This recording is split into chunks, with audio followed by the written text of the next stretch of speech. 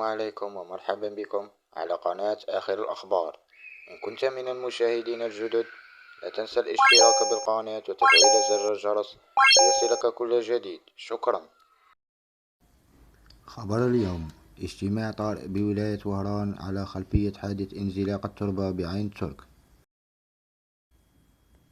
ترأس والي ولاية وهران سمير شيباني اجتماعا طارئا على خلفية حادث انزلاق التربة الذي وقع صباح البارحة بساحة 20 أوت بالقرب من محور الدوران وسط بلدية عين.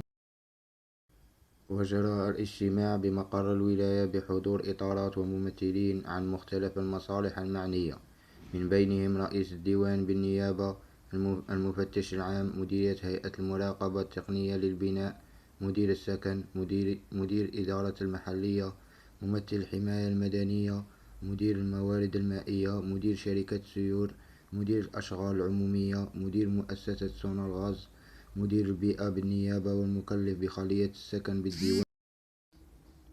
هذا وكان والي وهران قد تنقل شخصيا إلى عين المكان فور وقوع الحادث، مرفوقا بالمصالح الأمنية والمحلية والتقنية، حيث تم اتخاذ قرارات استعجالية ميدانية تهدف إلى تطويق الوضع وضمان سلامة السكان ويأتي هذا التحرك السريع في إطار متابعة السلطات الولائية لمثل هذه الحوادث الطبيعية وحرصها على التعامل معها بجدية واستباقية لتفادي أي تداعيات.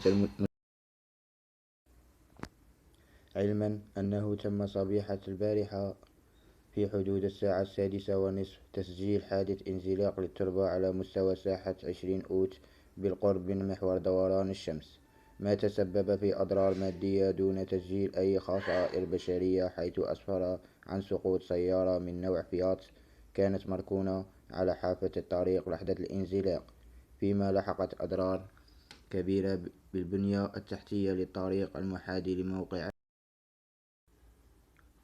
وفور وقوع الحادث تنقل والي ولاية وهران سمير شيباني رفقة السلطات المحلية إلى عين المكان لمعاينة الأضرار وتفقد السكنات المجاورة، في إطار مساعي السلطات للتحكم في وضمان سلامة المواطنين، خاصة بعد تضرر الطريق بشكل كبير وظهور مؤشرات خطر محدق قد يطال